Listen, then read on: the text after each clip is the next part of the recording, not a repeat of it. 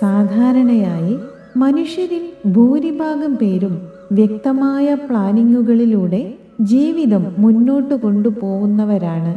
അല്ലാത്തവർ തങ്ങൾക്കങ്ങനെ കഴിയുന്നില്ലല്ലോ എന്ന് ചിലപ്പോഴെങ്കിലും സങ്കടപ്പെടാറുമുണ്ട്. ചിലരുടെ പ്ലാനുകളെല്ലാം അവർ ആഗ്രഹിച്ചതുപോലെ നടക്കും. എന്നാൽ ചിലരെ ജീവിതം അതിൽ നിന്നും തീർത്തും വിപരീതമായ പല സ്ഥലത്തും സാഹചര്യങ്ങളിലും എത്തിക്കുകയും തീർത്തും വ്യത്യസ്തമായ ജീവിതാനുഭവങ്ങളിലൂടെ കടത്തിവിടുകയും ചെയ്യും. ഇത്തരം സന്ദർഭങ്ങളിൽ തൻ്റെ പ്ലാനുകളെല്ലാം തകർന്നതിൽ വിഷമിച്ചിരുന്നിട്ടോ പുതിയ മാറ്റങ്ങൾ തള്ളിക്കളഞ്ഞിട്ടോ കാര്യമില്ല. കാരണം ജീവിതം അങ്ങനെ തന്നെയാണ്. അനിശ്ചിതത്വം അതിൻ്റെ സ്വഭാവമാണ്. ഏത് നിമിഷവും എന്തും സംഭവിക്കാം. ജീവിതം തന്നെ കീഴ്മേൽ മറിയാം. നിലച്ചിരിക്കാതെ അത്ഭുതങ്ങൾ സംഭവിക്കാം. അതുപോലെ തന്നെ അപകടങ്ങളും സംഭവിക്കാം. അതിനോട് പടപൊരുതിയിട്ട് കാര്യമില്ല.